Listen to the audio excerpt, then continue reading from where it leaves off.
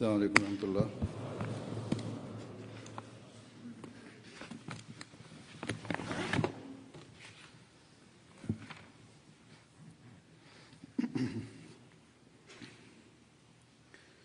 أشهد أن لا إله إلا الله وحده لا شريك له وأشهد أن محمدا عبده ورسوله أما بعد فأعوذ بالله من الشيطان الرجيم بسم الله الرحمن الرحيم الحمد لله رب العالمين الرحمن الرحيم مالك يوم الدين إياك نعبد وإياك نستعين اهدنا الصراط المستقيم صراط الذين أنعمت عليهم غير المغضوب عليهم ولا الضالين.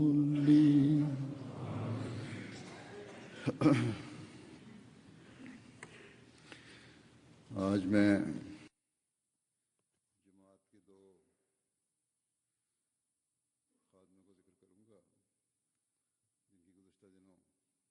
ഇന്ന് ഞാൻ ജമാഅത്തിന്റെ 2 സേവകരെ കുറിച്ച് പറയുന്നതായിരിക്കും.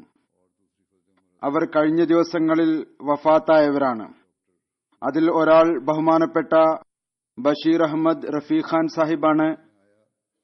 രണ്ടാമത്തെ ആൾ ഫസ്ലെ ഉമർ ഹോസ്പിറ്റലിലെ ഗൈനിക് വകുപ്പിലെ ഡോക്ടർ നുസ്രത് ജഹാൻ സാഹിബയാണ്.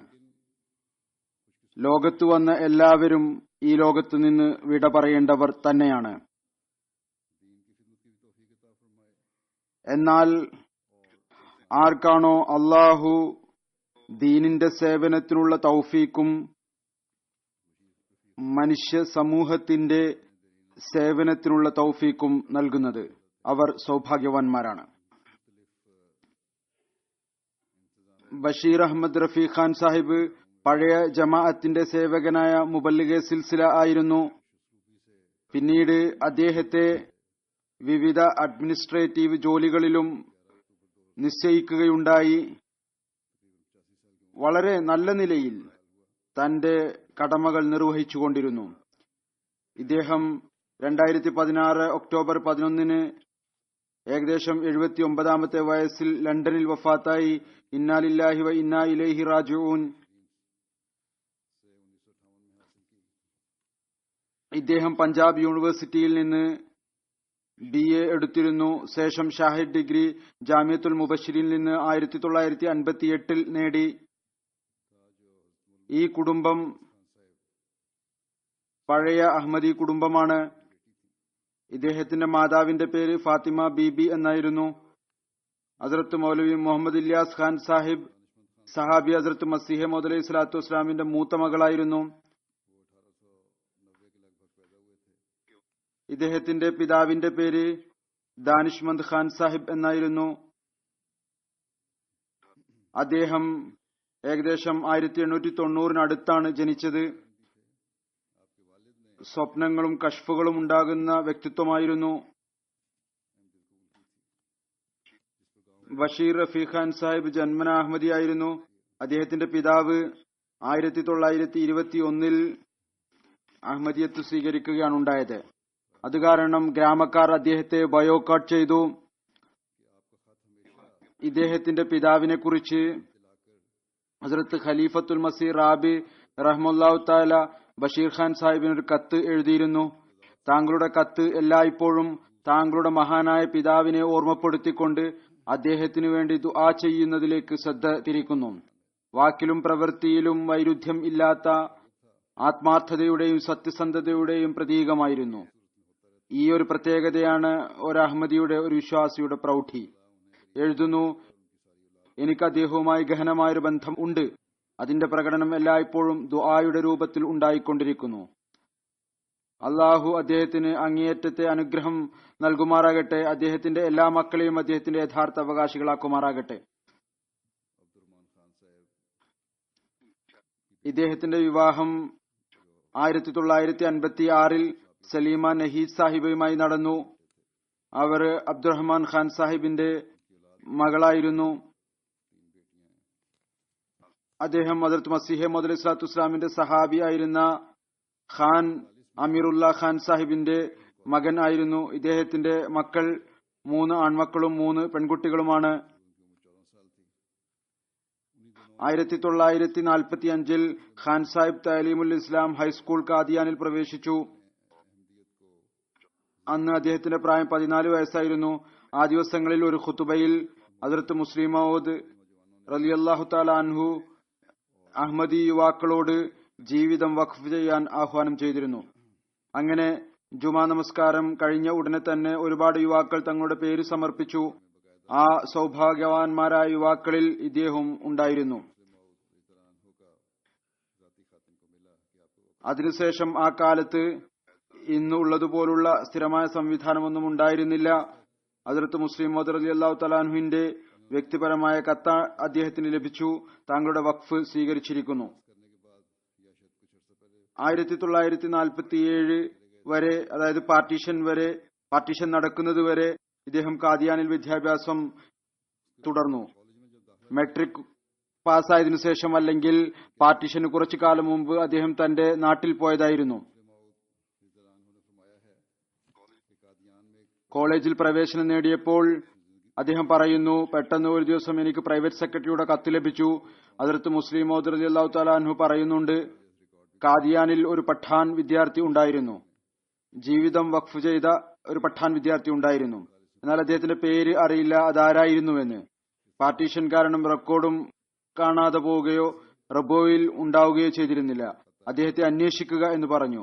1947 പഠിക്കുന്ന വിദ്യാർത്ഥികളിൽ ആരായിരുന്നു അത്, വഖഫ് ചെയ്ത ആൾ ആരായിരുന്നു എന്ന് അന്വേഷിക്കുക. അവിചാരിതമായി അദ്ദേഹത്തിന്റെ വീട്ടിലും കത്ത് വന്നു. അദ്ദേഹം എഴുതി, അത് ഞാൻ തന്നെയായിരുന്നു. അങ്ങനെ ഹസ്രത്ത് ഖലീഫത്തുൽ മസീഹ് സാനി അദ്ദേഹത്തിന് കൽപ്പന നൽകി, ഉടനെ തന്നെ റബോയിൽ വരിക.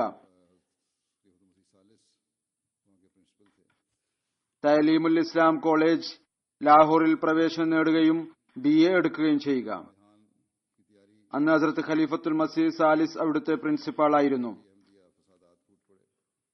പറയുന്നു, 1953 ഞാൻ പരീക്ഷയുടെ തയ്യാറെടുപ്പിൽ മുഴുകിയിരിക്കുമ്പോൾ പെട്ടെന്ന് അഹമ്മദിയ വിരുദ്ധ കലാപം പൊട്ടിപ്പുറപ്പെട്ടു. ഇതേ അവസ്ഥയിൽ അദ്ദേഹം പരീക്ഷയും എഴുതി.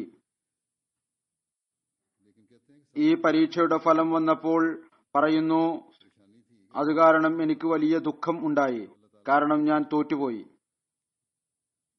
പറയുന്നു, അതോടൊപ്പം എനിക്ക് ഈ ഒരു പ്രയാസം കൂടി ഉണ്ടായിരുന്നു, അഥവാ ഞാൻ തോൽക്കാൻ തന്നെയായിരുന്നുവെങ്കിൽ അള്ളാഹു എനിക്ക് പരീക്ഷയ്ക്ക് മുമ്പ് തന്നെ ചോദ്യപേപ്പറും കാണിച്ചു തന്നിരുന്നു. ഈ ചോദ്യമായിരിക്കും വരിക, അത് തന്നെയാണ് വരികയും ചെയ്തത്.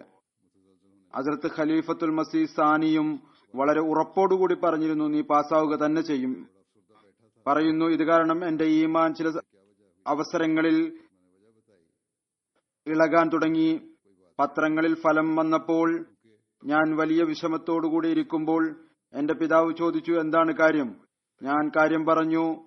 അദ്ദേഹം പറഞ്ഞു, സാരമില്ല, രണ്ടാമതും പരീക്ഷ എഴുതുക, കാരണം കലാപം കാരണം പഞ്ചാബിൽ നിനക്ക് തയ്യാറെടുപ്പ് നടത്താൻ സാധിച്ചിരിക്കുകയില്ല. കുറച്ചു ദിവസം കഴിഞ്ഞപ്പോൾ അദ്ദേഹത്തിന്റെ പിതാവ് പറഞ്ഞു, ഞാൻ നിനക്ക് വേണ്ടി എപ്പോഴെല്ലാം ദുആ ചെയ്യുന്നുവോ അപ്പോൾ എനിക്ക് ബഷീർ അഹമ്മദ് ജയിച്ചിരിക്കുന്നു എന്ന അശരീരിയാണ് കേൾക്കാൻ സാധിക്കുന്നത്. എന്നാൽ അദ്ദേഹം കോളേജിന്റെ ഫലം കാണിച്ചു കൊടുത്തപ്പോൾ നിശബ്ദനാവുകയും ചെയ്യുമായിരുന്നു. പിന്നീട് കുറച്ചു ദിവസങ്ങൾക്ക് ശേഷം വീണ്ടും പറയും, എനിക്ക് മറുപടിയാണ് ലഭിക്കുന്നത്, നീ വിജയിച്ചു കഴിഞ്ഞിട്ടുണ്ട്. പറയുന്നു, ഒരു ദിവസം തപാലിൽ അവിചാരിതമായി ഒരുപാട് കത്തുകൾ വന്നു. അതിൽ ഒരു കത്ത് യൂണിവേഴ്സിറ്റിയുടെ ഭാഗത്തു നിന്നും ഉണ്ടായിരുന്നു. അത് ഞാൻ തുറന്നപ്പോൾ ഞാൻ അത്ഭുത പരതന്ത്രനായിപ്പോയി. യൂണിവേഴ്സിറ്റി പറയുന്നു, പിശക് കാരണം താങ്കളെ തോറ്റതായി പ്രഖ്യാപിച്ചിരുന്നു. ഇപ്പോൾ പേപ്പറുകൾ വീണ്ടും മൂല്യനിർണ്ണയം നടത്തിയതിനു ശേഷം താങ്കൾ വിജയിച്ചതായി പ്രഖ്യാപിക്കുന്നു. ഇദ്ദേഹം പറയുന്നു, കുറച്ചു ദിവസങ്ങൾക്ക് ശേഷം ഞാൻ ഖലീഫത്തുൽ മസീഹ് സാനിയുടെ സമക്ഷത്തിൽ ഹാജരായി ഹുസൂറിനോട് മുഴുവൻ സംഭവങ്ങളും പറഞ്ഞു. ഹദ്റത്ത് ഖലീഫത്തുൽ മസീഹ് സാനി പറഞ്ഞു, ഞാൻ നിന്നോട് പറഞ്ഞിട്ടുണ്ടായിരുന്നില്ലേ, എനിക്ക് ദുആക്ക് ശേഷമാണ് നീ ജയിക്കും എന്ന വാർത്ത നൽകപ്പെട്ടത്. നീ ജയിക്കും എന്ന വാർത്ത ഞാൻ നിനക്ക് നൽകുകയും ചെയ്തിരുന്നു. ഈ റിസൾട്ട് വന്നതിൽ നിന്ന് വ്യക്തമാകുന്നത് ദൈവീക വാക്യത്തെ ആർക്കാണ് തടയാൻ സാധിക്കുക എന്നാണ്. അള്ളാഹു ഈ ഒരു തീരുമാനം എടുത്തിരുന്നു, അതുകൊണ്ടാണ് പറഞ്ഞത്, അല്ലെങ്കിൽ പിന്നെ ഒരു തമാശയായി തീരും. അള്ളാഹു ഹദ്റത്ത് ഖലീഫത്തുൽ മസീഹ് സാനിക്കും അദ്ദേഹത്തിന്റെ പിതാവിനും ഈ വാർത്ത നൽകുന്നു, അതായത് റിസൾട്ട് മറ്റൊന്നാണ് എന്ന്. അവസാനം അള്ളാഹു പറഞ്ഞ അതേ കാര്യം തന്നെ ശരിയായി തീരുകയും ചെയ്തു. അതിനുശേഷം ഹദ്റത്ത് മുസ്ലിം മൗദ് പറഞ്ഞു, ജാമ്യയിൽ പ്രവേശനം നേടുകയും ഷാഹിദ് ഡിഗ്രി എടുക്കുകയും ചെയ്യുക. എന്റെ ആഗ്രഹമാണ് നിന്നെ തബ്ലീഗ് മൈതാനത്തിലേക്ക് അയക്കണം എന്നുള്ളത്. പറയുന്നു, ഞങ്ങളുടെ ജാമ്യയിലെ ക്ലാസ്സിന് ഈ ഒരു പ്രത്യേക സ്ഥാനവും ഉണ്ടായിരുന്നു. ഹസ്രത്ത് ഖലീഫത്തുൽ മസീഹ് സാനി ഏതാനും തവണ അവിടെ വന്നു വിവിധ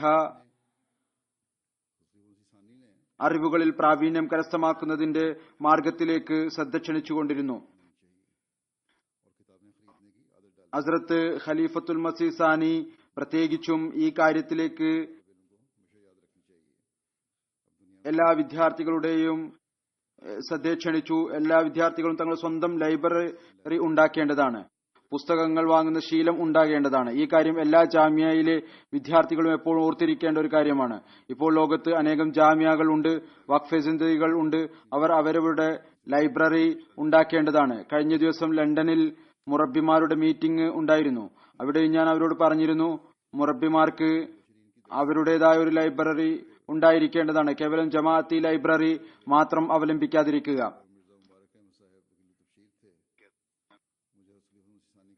പറയുന്നു, ജാമ്യത്തുൽ മുബശ്ശിരീന്റെ പാഠശാലയിൽ നിന്നും ഷാഹിദ് ഡിഗ്രി കരസ്ഥമാക്കി ഞാൻ വക്കാലത്തെ തഫ്ഷീറിൽ ഹാജരായി. ബഹുമാനപ്പെട്ട മിർസ മുബാറക് അഹമ്മദ് സാഹിബ് വക്കീലു തഫ്ഷീർ ആയിരുന്നു. എന്നെ ഹദ്റത്ത് ഖലീഫത്തുൽ മസീഹ് സാനിയുടെ അടുത്ത് കൊണ്ടുപോയി അവിടുന്ന് പറഞ്ഞു, ഇദ്ദേഹത്തെ ഇംഗ്ലണ്ടിലേക്ക് അയക്കുക. പിന്നീട് പറയുന്നു, ഇംഗ്ലണ്ടിൽ പോകുന്നതിനു വേണ്ടി വക്കീലു തഫ്ഷീർ എന്നെ തന്റെ കൂടെ കൂട്ടിക്കൊണ്ടുപോയി. ഹദ്റത്ത് ഖലീഫത്തുൽ മസീഹ് സാനിയുമായി മുലാഖാത്ത് നടന്നു. ഹദ്റത്ത് ഖലീഫത്തുൽ മസീഹ് സാനി വിശദമായ മാർഗനിർദ്ദേശങ്ങൾ എഴുതിപ്പിച്ചു, ദുആ ചെയ്തു. ഖലീഫത്തുൽ മസീഹ് സാനി യാത്രയയപ്പ് നൽകി, കെട്ടിപ്പിടിച്ചു. ഇംഗ്ലണ്ടിൽ 1959 അവിടെ നിയമിച്ചതും അവിടെ എത്തിച്ചേരുകയും ചെയ്തു. മസ്ജിദ് ഫദൽ ലണ്ടനിൽ നായിബ് ഇമാം ആയിക്കൊണ്ട് സേവന പരമ്പരയ്ക്ക് തുടക്കം കുറിച്ചു. 1959 ഇംഗ്ലണ്ടിലേക്കായി പുറപ്പെട്ടപ്പോൾ ഒരു ദിവസം മൗലാന ജലാലുദ്ദീൻ സാഹിബ് ഷംസിന്റെ സമക്ഷത്തിൽ ഹാജരായി അദ്ദേഹത്തോട് ഏതാനും ഉപദേശം നൽകാൻ വേണ്ടി അപേക്ഷിച്ചു. മൗലാന ജലാലുദ്ദീൻ സാഹിബ് ഷംസും വളരെ ദീർഘകാലം മസ്ജിദ് ഇമാം ലണ്ടനായി ഉണ്ടായിരുന്നു. അദ്ദേഹം വിവിധ ഉപദേശങ്ങൾ നൽകി പറഞ്ഞു, ഒരു ഉപദേശം ഞാൻ നിനക്ക് നൽകാം. അത് ഇതാണ്, ഞാൻ എന്റെ ജീവിതത്തിൽ ഈ ഉപദേശത്തിൽ നിന്ന് വളരെയധികം പ്രയോജനം എടുത്തിട്ടുണ്ട്. ഷംസാഹിബ് പറയുന്നു, ഞാൻ സിറിയ രാജ്യത്ത് മുബല്ലിഗായിരുന്നു.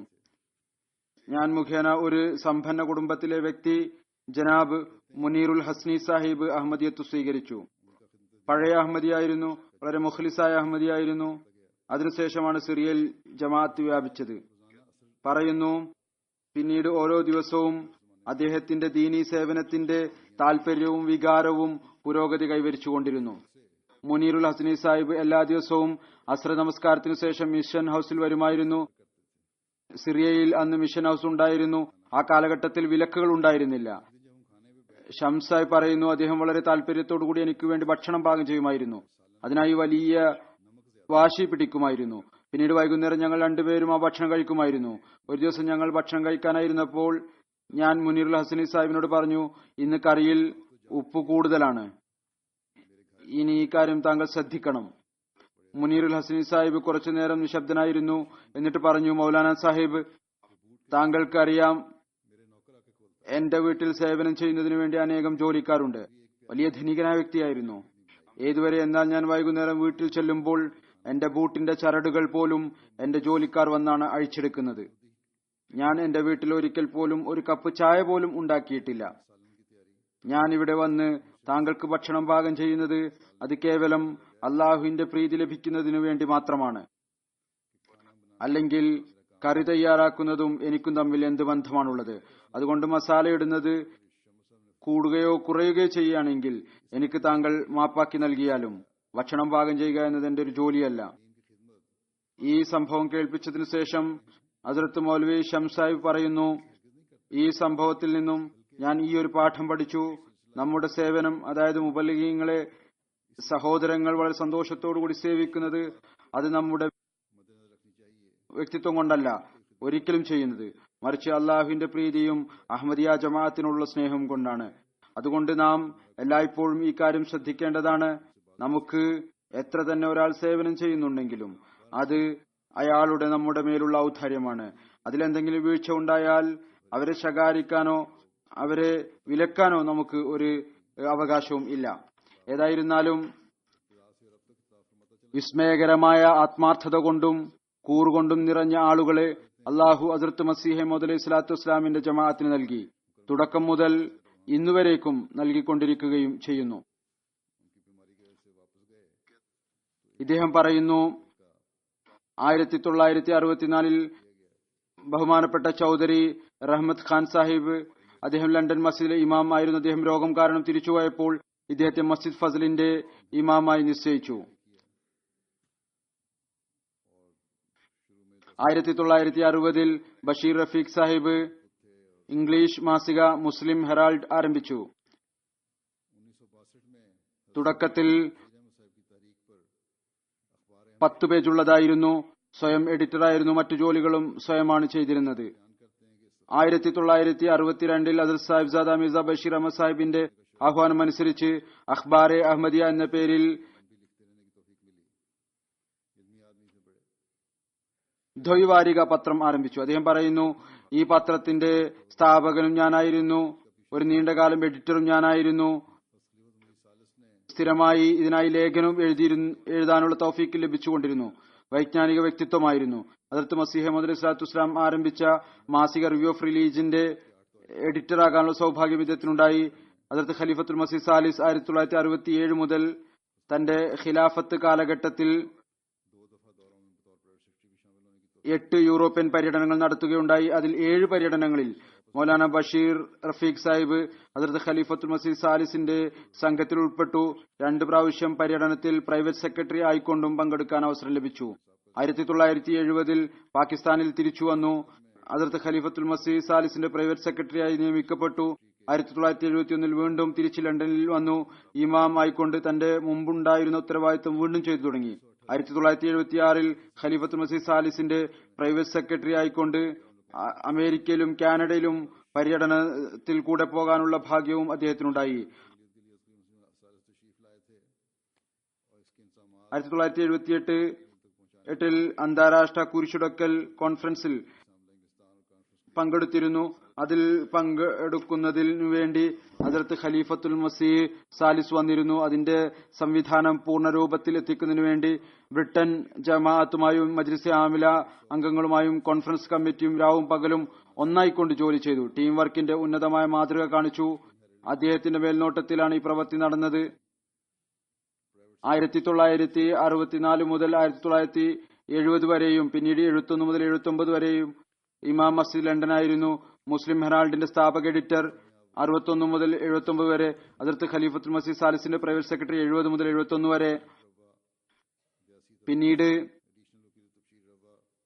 നവംബർ 1985 മുതൽ അദ്ദേഹം വക്കീലു ദീവാൻ തെഹ്രീക്കെ ജദീദായി നിശ്ചയിക്കപ്പെട്ടു. 87 വരെയായിരുന്നു വക്കീലു തസ്നീഫ് റബു ആയിക്കൊണ്ട്. 82 മുതൽ 85 വരെ അഡീഷണൽ വക്കീലു തസ്നീഫ് റബു ആയിക്കൊണ്ട്. 80 മുതൽ 84 വരെ അഡീഷണൽ വക്കീൽ തസ്നീഫ് ലണ്ടൻ. 1987 മുതൽ 1997 വരെ എഡിറ്റർ റിവ്യൂ ഓഫ് റിലീജിയൻസ്. 1983 മുതൽ 1985 വരെ chairman board of editor review of religion. 1988 മുതൽ 95 വരെ മെമ്പർ സദർ അഞ്ജുമൻ അഹമ്മദിയ പാകിസ്ഥാൻ. 1971 മുതൽ 1985 വരെ മെമ്പർ ഇഫ്ത കമ്മിറ്റി 1971 മുതൽ 1973 വരെ, മെമ്പർ ബോർഡ് കസ 1984 മുതൽ 87 വരെ. അതുപോലെ ചില ഭൗതിക പ്രവർത്തനങ്ങൾക്കും അദ്ദേഹത്തിന് അവസരം ലഭിച്ചു. മെമ്പറും വൈസ് പ്രസിഡന്റുമായിരുന്നു റോട്ടറി ക്ലബ് ഹോൺഫോർട്ടിലെ. പിന്നീട് പ്രസിഡന്റ് റോട്ടറി ക്ലബായി നിശ്ചയിക്കപ്പെട്ടു. 1968 ലൈബീരിയയിലെ രാഷ്ട്രപതി ജനാബ് ടോപ്മന്റെ ക്ഷണത്തിൽ അദ്ദേഹം വിശിഷ്ട അതിഥിയായി ക്ഷണിക്കപ്പെട്ടു. ലൈബീരിയയിലെ ഓണററി ചീഫ് ആയി നിശ്ചയിച്ചു.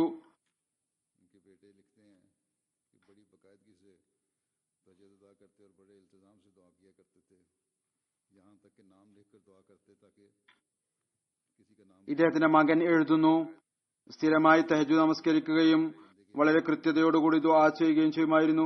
ഏതുവരെ എന്നാൽ പേര് എഴുതി ദുആ ചെയ്യുമായിരുന്നു. ആരുടെ പേരും മറന്നു പോകാതിരിക്കുന്നതിന് വേണ്ടി വളരെയധികം സ്വലാത്ത് ചൊല്ലുന്ന ചന്തയുടെ പ്രാധാന്യം ഞങ്ങൾക്ക് വളരെ വ്യക്തമാക്കി മനസ്സിലാക്കി തന്നു. ഇദ്ദേഹത്തിന്റെ സഹോദരൻ കേണൽ നദീർ ഇദ്ദേഹത്തിന്റെ സംഭവം എഴുതുന്നു. അത് ഞാൻ ചുരുങ്ങിയ നിലയിൽ കേൾപ്പിച്ചിരുന്നു. ഹദ്റത്ത് ഖലീഫത്തു സാനി വിളിപ്പിച്ചപ്പോൾ അദ്ദേഹം ആ സമയത്ത് ലോ കോളേജിൽ പ്രവേശനം നേടിക്കഴിഞ്ഞിരുന്നു. ഹദ്റത്ത് ഖലീഫത്തുൽ മസീഹ് സാനിയുടെ കത്ത് അദ്ദേഹത്തിന്റെ പിതാവിന് വന്നു, ഇദ്ദേഹത്തെ അയക്കുക എന്ന് പറഞ്ഞുകൊണ്ട്. അപ്പോൾ ഇദ്ദേഹം പറഞ്ഞു, ഞാൻ വക്കീലായിക്കൊണ്ട് ജമാഅത്തിന് കൂടുതൽ മെച്ചപ്പെട്ട നിലയിൽ സേവനം ചെയ്യാൻ സാധിക്കും. ഹദ്റത്ത് ഖലീഫത്തുൽ മസീഹ് സാനി പറഞ്ഞു, ഇതിന് മറുപടിയായിക്കൊണ്ട് എഴുതി, നമുക്ക് ദീനി വക്കീലിനെയാണ് ആവശ്യം, ഭൗതിക വക്കീലിനെയല്ല. ഏതൊരു സ്ഥാനവും മാനവും ധനവും പ്രസിദ്ധിയുമാണോ അവൻ ഈ ലോകത്ത് കാണാൻ ആഗ്രഹിക്കുന്നത്, അള്ളാഹു അതെല്ലാം തന്നെ വഖഫിന് അനുഗ്രഹം കൊണ്ട് നൽകുന്നതായിരിക്കും. പറയുന്നു, പിതാവ് ഈ കത്ത് അദ്ദേഹത്തിന് നൽകിയപ്പോൾ കത്ത് വായിച്ച ഒന്നും തന്നെ ചോദിക്കാതെ തന്റെ സാധനങ്ങൾ എടുക്കുകയും തിരിച്ചു പോരുകയും ചെയ്തു. പിന്നീട് നോക്കുക, അള്ളാഹു ഈ വാക്കുകളും ഏതു വിധത്തിലാണ് പൂർത്തിയാക്കിയത്. വക്കീൽ ആയിരുന്നു എങ്കിൽ ഭൗതിക വക്കീലാകുമായിരുന്നു. ഭൗതിക സ്ഥാനവും ലഭിച്ചു, ദീനി സേവനത്തിനുള്ള അവസരം ലഭിച്ചു. ഇദ്ദേഹത്തിന്റെ സഹോദരൻ എഴുതുന്നു, ഖലീഫ സാനി എഴുതിയ കാര്യം അതെല്ലാം വഖഫിന്റെ അനുഗ്രഹം കൊണ്ട് ലഭിക്കുകയുണ്ടായി. സ്ഥാനവും ലഭിച്ചു, ധനവും ലഭിച്ചു, പ്രസിദ്ധിയും ലഭിച്ചു, എല്ലാം തന്നെ ലഭിക്കുകയുണ്ടായി. ബഹുമാനവും ലഭിച്ചു. അള്ളാഹുവിന്റെ അനുഗ്രഹത്താൽ വലിയൊരു പ്രവർത്തന ജീവിതം അദ്ദേഹം കഴിച്ചുകൂട്ടി. ഖിലാഫത്തുമായി അദ്ദേഹത്തിന് വലിയ ആത്മാർത്ഥതയുടെ ബന്ധമുണ്ടായിരുന്നു. അദ്ദേഹത്തിന് ഹാർട്ടിന്റെ വലിയ ബുദ്ധിമുട്ടുണ്ടായിരുന്നു. ഹൃദയ ശസ്ത്രക്രിയ നടന്നിട്ടുണ്ടായിരുന്നു. ഒരു സമയത്ത് ഒരു വിധത്തിലുള്ള പ്രതീക്ഷയുമില്ലാത്ത അവസ്ഥ ഉണ്ടായി. എന്നാൽ അള്ളാഹു പിന്നീട് പുതിയ ജീവിതം നൽകി. ഈ രോഗം കാരണം അദ്ദേഹത്തിന് ബലഹീനതയും വളരെയധികം ഉണ്ടായിരുന്നു. എന്നാൽ വളരെ സ്ഥിരമായി എനിക്ക് കത്ത് എഴുതുമായിരുന്നു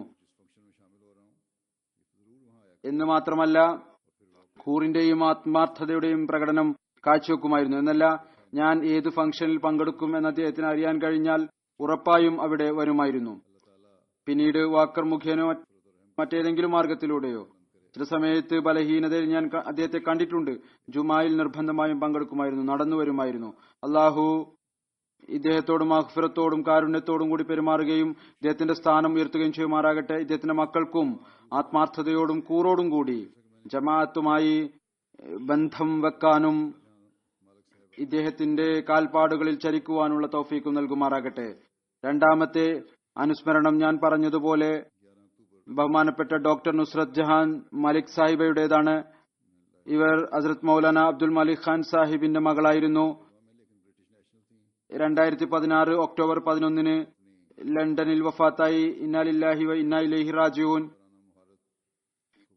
ഇവർ റബോയിൽ ആയിരുന്നു, എന്നാൽ ബ്രിട്ടീഷ് നാഷണൽ ആയിരുന്നു. എല്ലാ വർഷവും വരാറുണ്ടായിരുന്നു. തന്റെ ജോലി സംബന്ധമായ പ്രാവീണ്യം വർദ്ധിപ്പിക്കുന്നതിനു വേണ്ടിയും വിവിധ ഹോസ്പിറ്റലുകളിൽ പോകുമായിരുന്നു. കുറച്ചു കാലമായി രോഗിയായിരുന്നു, അതുകൊണ്ട് കുറച്ച് ചികിത്സയും ചെയ്യിപ്പിക്കാറുണ്ടായിരുന്നു. അതുകൊണ്ട് ഇവിടെ ഉണ്ടായിരുന്നു.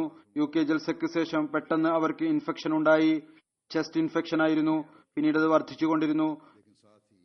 പിന്നീട് ശ്വാസകോശം പ്രവർത്തിക്കാതെയായി. എന്നാൽ അള്ളാഹു അനുഗ്രഹിച്ചു, വലിയ റിക്കവറി നടന്നു. ഡോക്ടർമാർ പ്രതീക്ഷയിലും ആയിരുന്നു. എന്നാൽ അതോടൊപ്പം തന്നെ ഈ ഒരു അപകടം ഉണ്ടായിരുന്നു.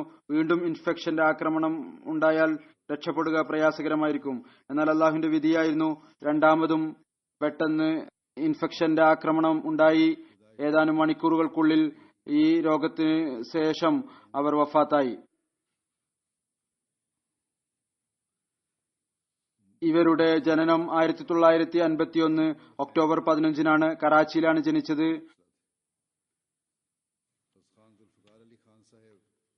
ഡോക്ടർ നുസ്രത് ജഹാൻ സാഹിബയുടെ പിതാവ് ബഹുമാനപ്പെട്ട മൗലാന അബ്ദുൽ മലിക് ഖാൻ സാഹിബും ജമാഅത്തിന്റെ പഴയ സേവകനാണ്.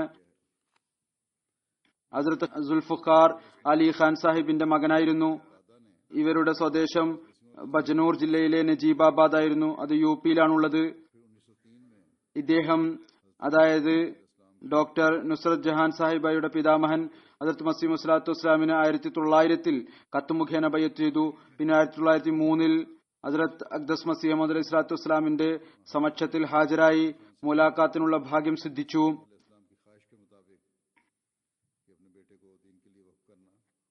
ഹസ്രത്ത് മൗലാന ഹസ്രത്ത് ഖാൻ സുൽഫുഖാർ ഖാൻ സാഹിബ് ഗൌഹർ ഹസ്രത്ത് മസീഹ് മൗഊദ് സ്വലാത്തു വസ്സലാമിന്റെ ആഗ്രഹപ്രകാരം തന്റെ മകനെ ദീനീ സേവനത്തിന് വേണ്ടി വഖഫ് ചെയ്യുക എന്ന ആഗ്രഹപ്രകാരം അബ്ദുൽ മാലിക് ഖാൻ സാഹിബിനെ ചെറുപ്പത്തിൽ തന്നെ വഖഫ് ചെയ്തിരുന്നു. ഇദ്ദേഹം ജനിച്ചത് ഒരുപാട് കഴിഞ്ഞാണ്. 1911 ഇദ്ദേഹത്തിന്റെ ജനനം.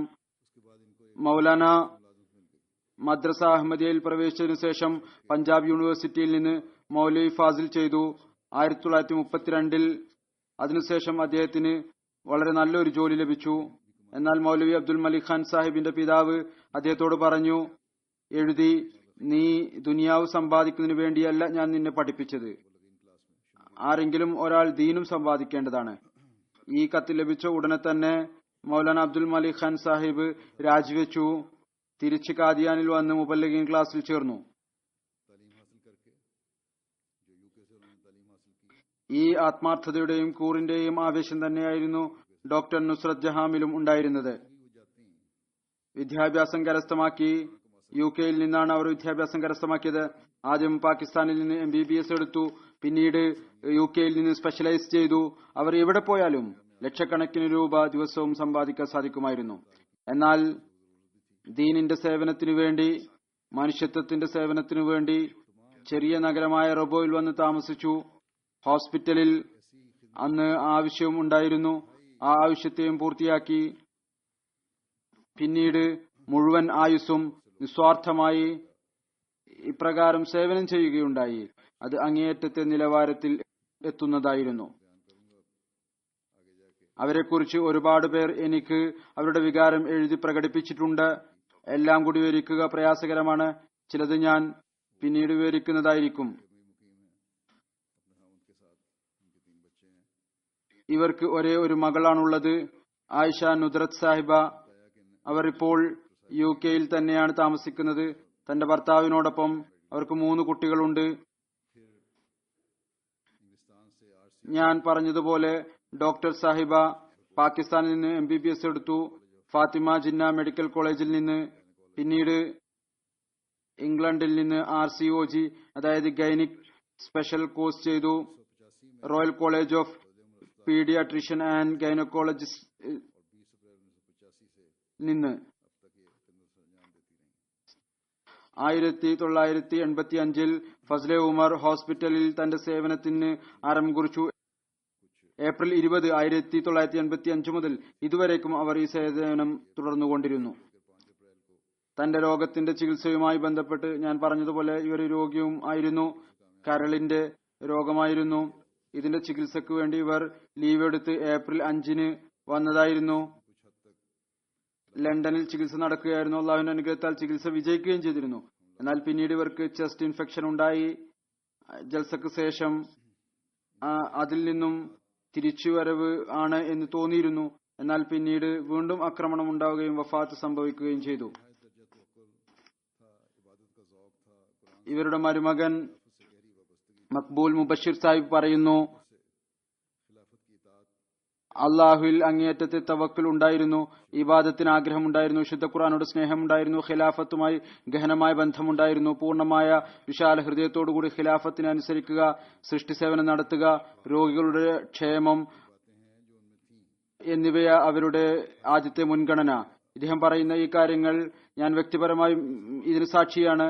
ഇത് ഏതെങ്കിലും വിധത്തിലുള്ള അതിവർണ്ണനയല്ല, മറിച്ച് യഥാർത്ഥത്തിൽ ഈ കാര്യങ്ങൾ അവരിൽ ഉള്ളതായിരുന്നു. എല്ലാ സർജറിക്കും ചികിത്സക്കും മുമ്പ് ദുആ ചെയ്യുമായിരുന്നു. ദിവസവും സദക്ക നൽകുമായിരുന്നു. റബോയിലുള്ള മഹാത്മാക്കളോട് തന്റെ രോഗികളുടെ രോഗശമനത്തിനു വേണ്ടി ദുആ ചെയ്യാൻ പറയുമായിരുന്നു. ഒരുപാട് ദരിദ്ര രോഗികൾക്ക് തന്റെ പോക്കറ്റിൽ നിന്നോ അടുത്ത സുഹൃത്തുക്കളുടെ സഹായം കൊണ്ടോ ചികിത്സിപ്പിക്കുമായിരുന്നു. ജമാഅത്തിന്റെ പൈസയെക്കുറിച്ചും വലിയ വേദന ഉണ്ടാകുമായിരുന്നു. എല്ലായ്പ്പോഴും പരിശ്രമിച്ചിരുന്നു. ചുരുങ്ങിയ ചിലവ് ഉണ്ടാകുന്നതിന് വേണ്ടിയായിരുന്നു. ജമാഅത്തിന് ഒരു പൈസ പോലും പാഴാക്കാൻ ഉദ്ദേശിച്ചിരുന്നില്ല. ഇദ്ദേഹം പറയുന്നു, ഞാൻ ലാഹോറിൽ പ്രൈവറ്റ് ഹോസ്പിറ്റലിൽ ജോലി ചെയ്തിരുന്നു. അപ്പോൾ എന്നോട് ചോദിക്കും, ഇന്ന സാധനം നീ ഏത് കമ്പനിയിൽ നിന്ന് എത്ര വിലക്കാണ് വാങ്ങിയത്, ഇന്ന മരുന്ന് നീ ഏത് കമ്പനിയിൽ നിന്ന് എത്ര വിലക്കാണ് വാങ്ങിയത്. പിന്നീട് അത്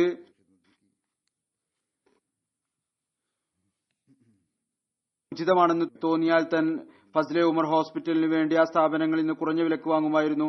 മാതാപിതാക്കളോട് സ്നേഹമുണ്ടായിരുന്നു. അവരെ വളരെയധികം സേവിക്കുകയും ചെയ്തു.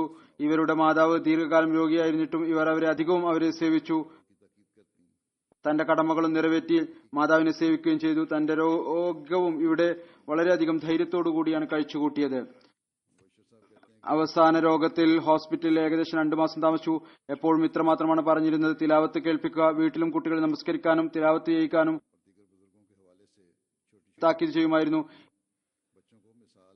ഏതെങ്കിലും നല്ല കാര്യം കുട്ടികളിൽ കണ്ടാൽ തിലാവത്ത് ചെയ്യുകയോ മറ്റോ വളരെയധികം സന്തോഷിക്കുമായിരുന്നു. സമ്മാനം നൽകുകയും ദുആ ചെയ്യുകയും ചെയ്യുമായിരുന്നു. മുബഷിർ സാഹിബ് പറയുന്നു, ഞങ്ങളുടെ മകൾക്ക് 12 വയസ്സായപ്പോൾ അവളോട് തലമറക്കാനും പർദ്ദയെക്കുറിച്ച് ബോധവതിയാകാനും നിർദ്ദേശിക്കുകയുണ്ടായി. ഹസ്രത്ത് അമ്മാജാന്റെയും മറ്റു മഹത്തുക്കളുടെയും കാര്യങ്ങൾ പറഞ്ഞുകൊണ്ട് ചെറിയ ചെറിയ എന്നാൽ സുപ്രധാനമായ കാര്യങ്ങൾ കുട്ടികൾക്ക് ഉദാഹരണങ്ങളുടെ അല്ലെങ്കിൽ സംഭവങ്ങളുടെ രൂപത്തിൽ കേൾപ്പിക്കുമായിരുന്നു. സ്വയം പർദ്ദ വളരെ നല്ല രീതിയിൽ ആചരിച്ചിരുന്നു. മാതാപിതാക്കളും അവരുടെ മുതിർന്നവരും കുട്ടികളെ ഉപദേശിച്ചുകൊണ്ടിരുന്നാൽ പെൺകുട്ടികളിൽ ഹിജാബ് ധരിക്കാതിരിക്കാനുള്ള ഹിജാബ് അത് ഇല്ലാതായി തീരുന്നതാണ് എന്നല്ല ധൈര്യവും ഉണ്ടാകും. ഡോക്ടർ നുസ്രത്ത് മജോക്ക സാഹിബ ഡോക്ടർ ഫസ്ലെ ഉമർ ഹോസ്പിറ്റലിലെ ഡോക്ടറാണ്.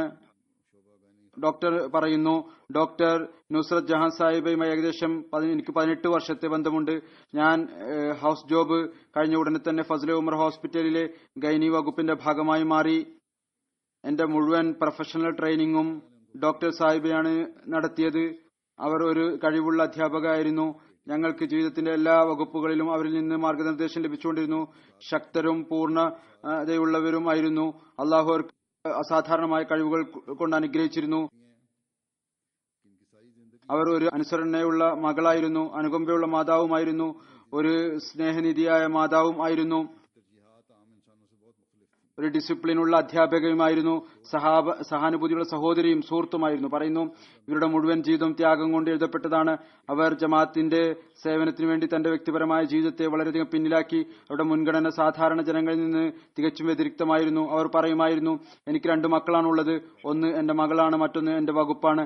എപ്പോഴും ഗൈനിക് വകുപ്പിന്റെ പുരോഗതിക്ക് വേണ്ടി പരിശ്രമിക്കുമായിരുന്നു. രോഗികൾക്ക് വേണ്ടി ഊർജ്ജസ്വലരായി തയ്യാറായി നിൽക്കുമായിരുന്നു. പ്രത്യേകിച്ച് ജമാഅത്തിന്റെ ഉദ്യോഗസ്ഥന്മാരുടെ ദരിദ്രരായ ഉദ്യോഗസ്ഥന്മാരുടെ കാര്യം പ്രത്യേകം ശ്രദ്ധിക്കുമായിരുന്നു. കൂടെ കൂടെ ഫോൺ ചെയ്തുകൊണ്ടും അവരുടെ രോഗത്തെക്കുറിച്ച് ചോദിക്കുമായിരുന്നു. ആരുടെയെങ്കിലും ഭാര്യ രോഗിയായി പോവുകയാണെങ്കിൽ തന്റെ സഹപ്രവർത്തകരോട് വളരെയധികം സ്നേഹത്തോടുകൂടി പെരുമാറുമായിരുന്നു. അഥവാ അവരെ കൊണ്ട് കൂടുതൽ ജോലി ചെയ്യിപ്പിച്ചാൽ, ഏതെങ്കിലും സമയത്ത് കൂടുതൽ ജോലി ചെയ്യേണ്ടതായി വന്നാൽ, ഏതെങ്കിലും രോഗികൾ കാരണം അവർക്ക് വീട്ടിൽ നിന്ന് ഭക്ഷണം തയ്യാറാക്കി നൽകുമായിരുന്നു. ഏതെങ്കിലും പ്രയാസമുള്ള സമയത്ത് അവരെ സഹായിക്കാൻ വേണ്ടി ശ്രമിക്കുമായിരുന്നു. ഇത് എല്ലാവരും എടുത്തെഴുതിയിട്ടുണ്ട്. ഖിലാഫത്തുമായി ഗഹനമായ ബന്ധമുണ്ടായിരുന്നു. ഇത് തന്നെയാണ് യാഥാർത്ഥ്യവും അസാധാരണമായ ബന്ധം ആയിരുന്നു.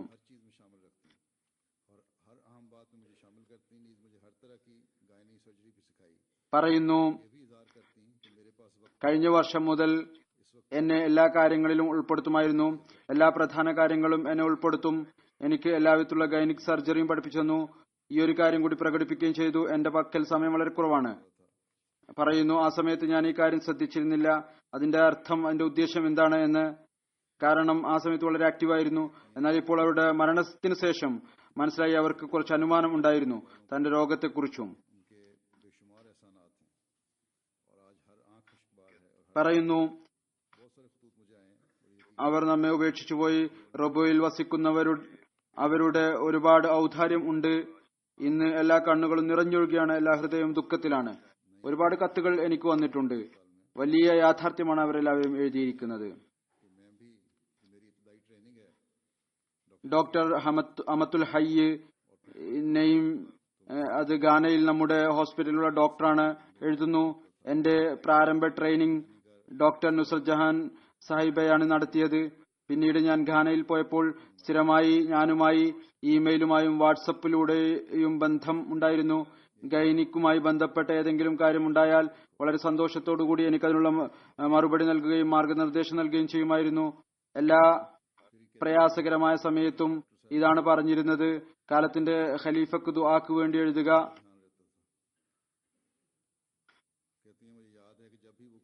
പിന്നീട് ഇവർ പറയുന്നു, ഞാൻ ഡോക്ടർ സാഹിബയുടെ കൂടെ ജോലി ചെയ്തുകൊണ്ടിരുന്നപ്പോൾ ചെറിയ ചെറിയ കാര്യങ്ങൾ പോലും അവർ ശ്രദ്ധിച്ചിരുന്നു. പറയുന്നു, എനിക്ക് ഓർമ്മയുണ്ട്, എപ്പോഴെങ്കിലും അവർ ഏതെങ്കിലും ലൈറ്റ് അനാവശ്യമായി കത്തുന്നത് കണ്ടാൽ ഉടനെ തന്നെ അത് ഓഫ് ചെയ്യുമായിരുന്നു. ജമാഅത്തിന്റെ പണം അനാവശ്യമായി എന്തിനാണ് പാഴാക്കുന്നതെന്ന് പറയുമായിരുന്നു. അതുപോലെ തന്നെ വിവാഹിതരോട് വിവാഹ ബന്ധം നിലനിർത്താൻ വേണ്ടി ഉപദേശിക്കുമായിരുന്നു. പറയും, രക്തബന്ധം അതൊരിക്കലും തന്നെ മുറിഞ്ഞു പോവുകയില്ല. എന്നാൽ ഭാര്യ ഭർത്തൃ ബന്ധം സ്നേഹത്തിലാണ് നിലനിൽക്കുന്നത്. അതില്ല എങ്കിൽ ഒന്നും തന്നെയില്ല. ഇത് അവർ പറഞ്ഞ നല്ല ഒരു കുറിപ്പടിയാണ്. എല്ലാ ദമ്പതിമാരും ഇതനുസരിച്ച് പ്രവർത്തിക്കേണ്ടതാണ്. പറയുന്നു, ഹോസ്പിറ്റലിൽ കഴിഞ്ഞ ദിവസം രോഗത്തിനു മുമ്പ് ലണ്ടനിൽ ഹോസ്പിറ്റലിൽ അഡ്മിറ്റ് ചെയ്യുന്നതിന് മുമ്പ് എനിക്ക് ഫോൺ ചെയ്തു, റബോയിൽ പുതിയ ഗൈനിക് തിയേറ്റർ തയ്യാറായിട്ടുണ്ട്, എനിക്ക് പോയി കാണാൻ സാധിക്കുമോ ഇല്ലയോ എന്നറിയില്ല. എന്നിട്ടും അവർ പറഞ്ഞിരുന്നു, ഒരുപക്ഷെ അവർ അത് വൈകും, അതുകൊണ്ട് നാസറാലെ കൊണ്ട് അത് ഉദ്ഘാടനം ചെയ്യിപ്പിച്ചാലും ഞാൻ അവർക്ക് നിർദ്ദേശം നൽകി. കാരണം വ്യക്തികൾ കാരണം ജമാഅത്തിന്റെ പ്രവർത്തനം തടസ്സപ്പെടാറില്ല. ഡോക്ടർ നൂറി സാഹിബ് റബോയിൽ താഹിർ ഹാർട്ടിന്റെ ഇൻചാർജാണ്. അദ്ദേഹം പറയുന്നു, കഴിഞ്ഞ 9 വർഷത്തിൽ കൂടുതൽ കാലമായി ബഹുമാനപ്പെട്ട ഡോക്ടർ നുസ്രത് ജഹാൻ ബേഗം സാഹിബയുമായി ഫസലെ ഉമർ ഹോസ്പിറ്റലിലെ സുബൈദ വാനി വിങ്ങും താഹിർ ഹാർട്ട് ഇൻസ്റ്റിറ്റ്യൂട്ടിലും പ്രവർത്തിക്കാൻ അവസരം ലഭിച്ചു. ഇന്ന് വളരെ കുറച്ച് ഡോക്ടർമാരിൽ മാത്രം കാണാൻ സാധിക്കുന്ന ചില പ്രത്യേക ഗുണങ്ങൾ അവരിലുണ്ടായിരുന്നു. വളരെ നല്ല ദുആ ചെയ്യുന്ന, ഉന്നത സ്വഭാവ ഗുണമുള്ള, അള്ളാഹുവിനെ ഭയപ്പെടുന്ന, തന്റെ രോഗികൾക്ക് വേണ്ടി ദുആ ചെയ്യുന്ന, പർദ്ദ സൂക്ഷ്മമായി ആചരിക്കുന്ന, വിശുദ്ധ ഖുർആനെ കുറിച്ച് വിശാലമായ അറിവുള്ള, റസൂൽ തിരുമേനി സല്ലല്ലാഹു അലൈഹി വസല്ലം ഹദ്റത്ത് മസീഹ് സ്വല്ലല്ലാഹു വസ്സലാമിന്റെ മാതൃക അനുസരിച്ച് പ്രവർത്തിക്കുന്നതായിരുന്നു. പർദ്ദയെക്കുറിച്ച് പറയുമ്പോൾ ഇവർ യുകെയിലും വിദ്യാഭ്യാസം കരസ്ഥമാക്കി. അതിനുശേഷം ഇവിടെ ഹോസ്പിറ്റലുകളിൽ തന്റെ അറിവിന്റെ വർധനവിന് വേണ്ടി വരാറുണ്ടായിരുന്നു. എന്നാൽ എല്ലായ്പ്പോഴും ഇവർ നിക്കാബോട് കൂടിയുള്ള പർദ്ദ ധരിച്ചു, മുഴുവൻ ബുർക്ക ധരിച്ചു. ഒരിക്കലും ഒരു കോംപ്ലക്സും ഉണ്ടായിരുന്നില്ല. എല്ലാ ജോലിയും ചെയ്തു പർദ്ദയിൽ നിന്നുകൊണ്ട് തന്നെ. അതുകൊണ്ട് പർദ്ദ ധരിച്ചുകൊണ്ട് ഞങ്ങൾക്ക് ജോലി ചെയ്യാൻ സാധിക്കുകയില്ല എന്ന് ഒഴിവുകഴിവ് പറയുന്ന പെൺകുട്ടികൾക്ക് ഒരു മാതൃകയായിരുന്നു. പിന്നീട് പറയുന്നു, തന്റെ ജോലിയിൽ വലിയ പ്രാവീണ്യം ആയിരുന്നു. പുതിയ ടെക്നോളജിയെ കുറിച്ചുള്ള ഗ്രാഹ്യം ഉണ്ടായിരുന്നു. തന്റെ അറിവിനെ പുതിയ ആവശ്യവുമായി ബന്ധിപ്പിച്ച് ജോലി ചെയ്യുമായിരുന്നു. ഒരിക്കലും തന്റെ ജോലിക്കിടയിൽ സമയത്തെ വകവെച്ചില്ല. ലഭിച്ച സൗകര്യങ്ങളിൽ നിന്ന് അനുവദനീയമല്ലാത്ത പ്രയോജനമെടുത്തില്ല. അവരുടെ അപകട സാധ്യതയുള്ള രോഗികൾക്ക് വേണ്ടി തന്റെ അവധി ത്യജിച്ച് 12 മണിക്കൂർ ജോലി ചെയ്യുമായിരുന്നു. പറയുന്നു, എനിക്ക് ഓർമ്മയുണ്ട്, ഒരിക്കൽ ഒരു ഡെലിവറിയുടെ പ്രയാസകരമായ കേസിൽ മുഴുവൻ രാത്രിയും ഉറക്കമൊഴിച്ച് ജോലി ചെയ്തു. അവർക്ക് സാധ്യമായ കാര്യങ്ങളെക്കുറിച്ച് പറഞ്ഞുകൊണ്ടിരുന്നു. അത് കാരണം രോഗികൾക്കും അവരിൽ വലിയ വിശ്വാസമുണ്ടായിരുന്നു. നിയമത്തിലും ചിട്ടയിലും പൂർണ്ണമായും പാലിച്ചിരുന്നു. തന്റെ കടമകൾ വിശ്വസ്തയോടുകൂടി ചെയ്യുമായിരുന്നു. ചില ആളുകൾ പറയുമായിരുന്നു, അവരുടെ കാലഘട്ടത്തിൽ എനിക്കും എഴുതാറുണ്ടായിരുന്നു, വലിയ കാഠിന്യമുള്ളവരാണ്. കാഠിന്യം കാണിച്ചിരുന്നുവെങ്കിൽ അത് നിയമത്തിന്റെ കാര്യത്തിലായിരുന്നു. എന്നാൽ അവരുടെ ഹൃദയം വളരെ നിർമ്മലമായിരുന്നു. അവരുടെ ദാനധർമ്മവും സഹാനുഭൂതിയും ഒരു പ്രത്യേക ഗുണമായിരുന്നു. ഡോക്ടർ നൂർ സാഹിബ് എഴുതുന്നു, ഒരു വൃദ്ധയായ സ്ത്രീ താഹിർ ഇൻസ്റ്റിറ്റ്യൂട്ടിൽ അഡ്മിറ്റ് ആയിരുന്നു. അവർ തന്റെ ഒരു സംഭവം കേൾപ്പിച്ചു. ഒരിക്കൽ ഡോക്ടർ സാഹിബ് തന്നെ ജോലി കഴിഞ്ഞ് വീട്ടിലേക്ക് തിരിച്ചു പോവുകയായിരുന്നു. അവരെന്നെ ഹോസ്പിറ്റലിൽ അടുത്ത് അക്സ റോഡിൽ വെച്ച് കണ്ടു. അവരുടെ വണ്ടി നിർത്തി എന്റെ തോളിൽ കൈവച്ചുകൊണ്ട് അദ്ദേഹം വളരെ സമാധാനത്തോടുകൂടി എന്റെ രോഗത്തെക്കുറിച്ച് ചോദിച്ചു. അവിടെ വെച്ച് തന്നെ മരുന്നിന് എഴുതി നൽകി, എന്നിട്ട് തിരിച്ചുപോയി. ഇവരുടെ പ്രസംഗ ശൈലിയും വളരെ ഉന്നതമായിരുന്നു. ഇവരുടെ പിതാവ് മൗലാന അബ്ദുൽ മലിക് ഖാൻ സാഹിബും വളരെ ഉന്നതനായ പ്രാസംഗികനായിരുന്നു, പ്രഗത്ഭനായ പ്രാസംഗികനായിരുന്നു. ഫൗസിയ ഷമീം സാഹിബ സദർ ലജന ലാഹോർ പറയുന്നു, ലാഹോറിൽ ലജ്നകൾക്ക് വേണ്ടി പ്രസംഗിക്കാൻ വേണ്ടി വിളിക്കുമ്പോൾ അവരുടെ വ്യക്തിത്വവും വിവരണവും എല്ലാവരെയും ഒരുപോലെ സാധിക്കുമായിരുന്നു. അവരുടെ സംസാരത്തിന്റെ കേന്ദ്രം അഹമ്മദിയത്തും ഖിലാഫത്തും അള്ളാഹുവിന്റെ അനുഗ്രഹങ്ങളും ആയിരിക്കും. അവരുടെ വിവരണ ശൈലിയിൽ അവരുടെ പിതാവ് മർഹൂം അബ്ദുൽ മലിക് സാഹിബിന്റെ തിളക്കം കാണാൻ സാധിക്കുമായിരുന്നു. ഖിലാഫത്തുമായി വലിയ ആത്മാർത്ഥതയുടെയും കൂറിന്റെയും ബന്ധമായിരുന്നു. മീറ്റിംഗുകളിലും സെമിനാറിലും ഏതുവരെ എന്നാൽ വാർഡിൽ റൌണ്ട് ചെയ്യുന്ന സമയത്ത് പോലും കാലത്തിന്റെ ഖലീഫയുടെ നിർദ്ദേശങ്ങളെക്കുറിച്ചാണ് പറഞ്ഞുകൊണ്ടിരുന്നത്. ഖിലാഫത്തുമായുള്ള ബന്ധം കേവലം നാവിൽ മാത്രമായിരുന്നില്ല, മറിച്ച് അവരുടെ കർമ്മത്തിൽ നിന്നും അതിന്റെ പ്രകടനം കാണാമായിരുന്നു. ശരിയായ അർത്ഥത്തിൽ ഒരു റോൾ മോഡൽ വനിതയായിരുന്നു. ഡോക്ടർ മുഹമ്മദ് അഹമ്മദ് അഷറഫ് സാഹിബ് എഴുതുന്നു, അള്ളാഹു അവർക്ക് വലിയ ദീർഘദൃഷ്ടിയും ഉൾക്കാഴ്ചയും നൽകിയിരുന്നു. ചില സമയത്ത് രോഗികളുടെ ചികിത്സയ്ക്ക് വേണ്ടി എന്തെങ്കിലും ഒരു പ്രൊസീജിയർ കുറച്ച് സമയത്തേക്ക് നീട്ടിവെച്ചിട്ടുണ്ടെങ്കിൽ പിന്നീട് അവരുടെ ഈ തീരുമാനം ശരിയായതായി തെളിയുമായിരുന്നു. ഒരു നല്ല സംഘാടകയായിരുന്നു. തന്റെ വകുപ്പിലെ ജോലികൾ പൂർണ്ണ പ്രാവീണ്യം നേടിയിരുന്നു. നിയമങ്ങൾ പാലിക്കുമായിരുന്നു. തന്റെ അഭിപ്രായം ഉറച്ച നിലയിൽ പറയുമായിരുന്നു. കാര്യങ്ങൾ ഗഹനമായ നിലയിൽ പരിശോധിക്കുകയും അതിൽ നിന്ന് മാർഗദർശനം ഉൾക്കൊള്ളുകയും ചെയ്യുന്നവരുടെ രീതിയായിരുന്നു. സംവിധാനപരമായ കാര്യങ്ങളിൽ ഗാംഭീര്യം അതിന്റെ സ്ഥലത്ത്, എന്നാൽ സഹപ്രവർത്തകരോട് എല്ലാവിധത്തിലും സ്നേഹം കാണിക്കുന്നവരായിരുന്നു. അവരുടെ സുഖത്തിലും ദുഃഖത്തിലും പങ്കെടുക്കുമായിരുന്നു. അവരുടെ സ്നേഹത്തിന്റെയും അനുകമ്പയുടെയും വൃത്തം ബന്ധുക്കൾ, അയൽവാസികൾ, സഹപ്രവർത്തകർ, ഹോസ്പിറ്റലിലെയും ഒതുങ്ങുന്നതായിരുന്നില്ല, മറിച്ച് സഹപ്രവർത്തകരുടെ കുടുംബക്കാരും രോഗികളും അവരുടെ ബന്ധുക്കളും എല്ലാവരും അവരിൽ നിന്ന് പ്രയോജനമെടുക്കുന്നതായി ഏതായിരുന്നാലും കണ്ടിട്ടുണ്ട്. ആവശ്യക്കാരെ വളരെ തുറന്ന ഹൃദയത്തോടുകൂടി അവരുടെ ആത്മാഭിമാനം സംരക്ഷിച്ചുകൊണ്ട് നിശബ്ദമായി സഹായിക്കുമായിരുന്നു. ഡോക്ടർ സാഹിബ് പറയുന്നു, പ്രധാന കാര്യങ്ങളും റെക്കോർഡ് വെക്കുമായിരുന്നു. ഇദ്ദേഹം എഴുതുന്നു, എന്റെ അറിവനുസരിച്ച് അവരുടെ നേതൃത്വത്തിൽ ഗൈനി വകുപ്പിന്റെ റെക്കോർഡ് ഏറ്റവും നല്ല നിലയിലും സുരക്ഷിതമായ നിലയിലും ഉള്ളത്. ഒരു മുറബി സാഹിബ് ഫുസൈൽ അയാസ് സാഹിബ് എഴുതുന്നു, അങ്ങേയറ്റത്തെ സഹാനുഭൂതിയുള്ള ആളായിരുന്നു.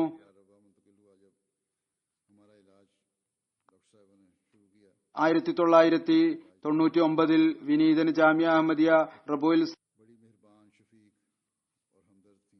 സേവനത്തിനുള്ള അവസരം ലഭിച്ചുകൊണ്ടിരിക്കുന്നപ്പോൾ തന്റെ കുടുംബം ഭാര്യയോടും മക്കളോടുമൊപ്പം റബോയിലേക്ക് താമസം മാറി. ഞങ്ങളുടെ ചികിത്സ ഡോക്ടർ സാഹിബ് ആരംഭിച്ചു.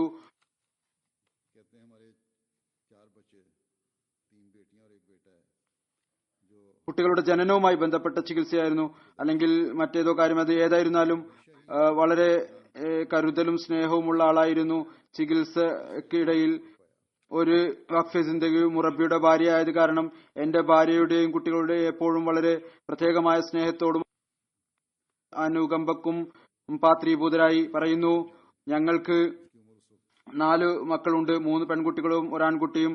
അവർ ഫസലെ ഉമർ ഹോസ്പിറ്റലിൽ തന്നെയാണ് ജനിച്ചത്. പറയുന്നു, എപ്പോഴും ഞങ്ങൾ അവരെ കുട്ടികളെ മാതാവിനെ കുറിച്ചും കുട്ടികളുടെ ആരോഗ്യത്തെക്കുറിച്ചും എന്നോട് ചോദിക്കുമായിരുന്നു. ഞങ്ങളുടെ വീട്ടിൽ 4 പെൺകുട്ടികൾ ഉണ്ടായപ്പോൾ ഒരിക്കൽ എന്റെ മകൾ 4 പെൺകുട്ടികളും ഒരാൺകുട്ടിയും ആയിരിക്കും. ഒരിക്കൽ എന്റെ 3ാമത്തെ മകൾ, അവൾക്ക് അന്ന് 4 or 5 വയസ്സ് മാത്രമായിരുന്നു പ്രായം. അവർ വീട്ടിൽ ചെന്ന് അവരോട് പറഞ്ഞു, ഞങ്ങൾക്കും ഒരു സഹോദരനെ നൽകിയായും. ഡോക്ടർ സാഹിബ് അവളെ വളരെയധികം ലാളിച്ചു. പറഞ്ഞു, അള്ളാഹുവിനോട് ദുആ ചെയ്യുക, അള്ളാഹു നിനക്കും സഹോദരനെ നൽകും. പിന്നീട് ഇവരുടെ വീട്ടിൽ വീണ്ടും ഭാര്യ ഗർഭിണിയായപ്പോൾ ഡോക്ടർ സാഹിബ സ്വയം ദുആ ചെയ്തു. ഹദ്റത്ത് ഖലീഫത്തുൽ മസീഹ് റാബി ദുആക്ക് വേണ്ടി എഴുതുകയും ചെയ്തു. കാണുന്ന എല്ലാവരോടും അദ്ദേഹത്തിന്റെ ഭാര്യയ്ക്ക് വേണ്ടി ദുആ ചെയ്യാൻ പറയുന്നു. അവസാനം അള്ളാഹു അനുഗ്രഹിച്ചു. മകൻ ജനിച്ചപ്പോൾ സ്വയം വന്ന് ഞങ്ങളുടെ വീട്ടിൽ നിന്ന് ഞങ്ങളുടെ മകളെ കൊണ്ടുപോയി. എന്നിട്ട് പറഞ്ഞു, ഇതാ നിനക്ക് അള്ളാഹു സഹോദരനെ നൽകിയിരിക്കുന്നു. പിന്നീട് തന്റെ ഭാര്യയെ കാറിൽ സ്വയം കൊണ്ടുവന്ന് വിടുകയും ചെയ്തു. അനഹമ്മദി രോഗികളും ഇവരുടെ അടുത്ത് ഒരുപാട് പേർ വരാറുണ്ടായിരുന്നു. ഒരിക്കൽ അവർ സ്വയം കേൾപ്പിക്കുകയുണ്ടായി. ചീനിയോട്ടിലെ ഒരു അനഹമ്മദി മൗലവി സാഹിബ് വരികയുണ്ടായി. അദ്ദേഹത്തിന്റെ ഭാര്യയ്ക്ക് കുട്ടികൾ ഉണ്ടാകുമായിരുന്നില്ല. ഇവരുടെ ചികിത്സയുടെ ഫലമായി അള്ളാഹു അനുഗ്രഹിച്ചു, ഗർഭിണിയായി. പറയുന്നു, ഇനി ഈ മൗലവി 9 മാസം എന്റെ കൈപ്പിടിയിലാണ്. അദ്ദേഹത്തിന് വളരെ അധികം തബ്ലീഗ് ചെയ്തു. ആരെയും ഒരു ഭയം ഉണ്ടായിരുന്നില്ല. താഹിർ നദീം സാഹിബ് നമ്മുടെ അറബി ഡെസ്കിലെ ആളാണ്. പറയുന്നു, ഡോക്ടർ സാഹിബിന് മരുന്നുകളെക്കാൾ ദുആയിലായിരുന്നു വിശ്വാസം. പറയുന്നു, ഞാൻ ലണ്ടനിൽ വന്നു. എന്റെ ഭാര്യ അവിടെയായിരുന്നു. ഭാര്യയുടെ ഒരു ഓപ്പറേഷൻ ചെയ്യണമായിരുന്നു. അതിൽ അപകടം ഉണ്ടായി. ഡോക്ടർ സാഹിബ് സ്വയം എന്നോട് പറഞ്ഞു. ആ സമയത്ത് ഞാൻ അള്ളാഹുവിനോട് കരഞ്ഞുകൊണ്ട് ദുആ ചെയ്തു, അള്ളാഹുവെ, വഖഫെ ജിന്ദഗിയുടെ ഭാര്യയാണ്, ഇവരുടെ ഭർത്താവ് നിന്റെ ദീനിന്റെ സേവനത്തിന് വേണ്ടി പോയിരിക്കുകയാണ്. നീ അനുഗ്രഹിച്ചാലും അതിന് കുറച്ചു സമയത്തിന് ശേഷം അള്ളാഹു ഈ വിധത്തിൽ അനുഗ്രഹിച്ചു. ബ്ലീഡിംഗ് നടന്നിരുന്നത് പൂർണ്ണമായും നിലച്ചു. ഓപ്പറേഷൻ ചെയ്യേണ്ടതായി വന്നില്ല. അതിഥി സൽക്കാരത്തെ കുറിച്ച് നദീം സാഹിബ് എഴുതുന്നു, അൽ ഹിവാറുൽ മുബാഷിർ പരിപാടി, അതിൽ അറബികൾ വരികയും ഇരിക്കുകയും ചെയ്യുന്നു. ലണ്ടനിലെ 53 ഗസ്റ്റ് ഹൌസിൽ അവിടെയാണ് ഇവരും താമസിക്കുകയും ചെയ്തിരുന്നത്. അറബികളും അവിടെയാണ് താമസിച്ചിരുന്നത്. പറയുന്നു, ഒരിക്കൽ കിച്ചണിൽ തന്റെ മകളോടൊപ്പം പൊറോട്ട ഉണ്ടാക്കുകയായിരുന്നു. പറയുന്നു, ഹിവാറിൽ പങ്കെടുക്കുന്നതിന് വേണ്ടി ഈ അറബികൾ നിങ്ങൾ ഇവിടെ വന്നിരിക്കുകയാണ്, നിങ്ങൾ ദീനീ സേവനം ചെയ്യുകയാണ്, എന്റെ കൈകൊണ്ട് നിങ്ങൾക്ക് പൊറാട്ട ഉണ്ടാക്കി നൽകാൻ ഞാൻ ആഗ്രഹിക്കുന്നു. അങ്ങനെ ഞാനും ഈ ജിഹാദിന്റെ പ്രതിഫലത്തിൽ പങ്കുചേരട്ടെ.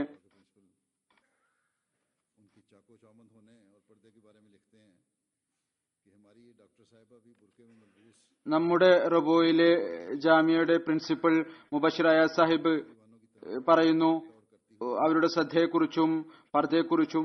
നമ്മുടെ ഡോക്ടർ സാഹിബ് ബുർക്കയിൽ വിഭൂഷിതയായി പർദ്ദയുടെ ഏറ്റവും ഉത്തമമായ രൂപം സ്വീകരിച്ച് സൈന്യത്തിലെ പടയാളികളെ പോലെ ഓടി നടക്കുന്നത് കാണാമായിരുന്നു. ഏതൊരു സ്ത്രീകളാണോ പർദ്ദയെ തടസ്സമായി കാണുന്നത് അവർക്ക് ഇവര് നല്ലൊരു റോൾ മോഡലായിരുന്നു. മുഴുവൻ ദിവസവും ജോലി ചെയ്യുമായിരുന്നു. എന്നിട്ടും എപ്പോഴും ആക്റ്റീവായിരിക്കും. ഒരിക്കലും ക്ഷീണം പ്രകടിപ്പിക്കുമായിരുന്നില്ല. ഡോക്ടർ സുൽത്താൻ മുബഷിർ സാഹിബ് പറയുന്നു, കോട്ടർ സദർ അഞ്ജുമൻ അഹമ്മദിയയിലാണ് ഞങ്ങൾ താമസിച്ചിരുന്നത്, ഇവരും താമസിച്ചിരുന്നത്. അന്ന് ആ കാലഘട്ടത്തിൽ റബോയുടെ അന്തരീക്ഷം പരസ്പരം ഒരു വിധത്തിലുള്ള ഫോർമാലിറ്റിയും ഉണ്ടായിരുന്നില്ല, വരവും പോക്കും ഉണ്ടായിരുന്നു. ഇദ്ദേഹം ദോസ്ത് മുഹമ്മദ് ഷാഹിദ് സാഹിബിന്റെ മകനാണ്. ഇദ്ദേഹം മൗലാന അബ്ദുൽ മലിക് ഖാൻ സാഹിബും വലിയ സൗഹൃദമുണ്ടായിരുന്നു. മൗലാന അബ്ദുൽ മലിക് ഖാൻ സാഹിബിന്റെ ഒരു മക്കളും അവിടെ ഉണ്ടായിരുന്നില്ല. അതുകൊണ്ട് ദോസ്ത് മുഹമ്മദ് സാഹിബ് തന്റെ മകനോട് പറഞ്ഞിരുന്നു, അവരുടെ വീട്ടിൽ എന്തെങ്കിലും സാധനമോ മറ്റോ ആവശ്യമുണ്ട് എങ്കിൽ അന്വേഷിച്ചുകൊണ്ടിരിക്കുക, മാർക്കറ്റിൽ നിന്നോ ഏതെങ്കിലും സാധനമോ മറ്റോ കൊണ്ടുവരണമെങ്കിൽ, അങ്ങനെ വല്ല ജോലിയും ഉണ്ടെങ്കിൽ അത് നീ ചെയ്യണം. ഇദ്ദേഹം അവിടെ പോകാറുണ്ടായിരുന്നു. അതുകൊണ്ട് ഫോർമാലിറ്റി തീരെ ഉണ്ടായിരുന്നില്ല. പറയുന്നു, ഡോക്ടർ സാഹിബയോടും കാര്യങ്ങൾ ചോദിക്കുമായിരുന്നു. പിന്നീട് ഡോക്ടർമാരായി ഒരുമിച്ച് കൊലീഗായി പ്രവർത്തിക്കുകയും ചെയ്തു. അഥവാ ചെറിയ എന്തെങ്കിലും കാര്യം അവർക്ക് വേണ്ടി ചെയ്താൽ ഇത്രയധികം നന്ദി പ്രകടിപ്പിക്കുന്നു. വളരെയധികം നന്ദി പ്രകടിപ്പിച്ചു. പിന്നീട് കുട്ടികൾക്ക് സമ്മാനം നൽകും, ഭാര്യയ്ക്കും കുട്ടികൾക്കും ഉപഹാരങ്ങൾ നൽകുമായിരുന്നു.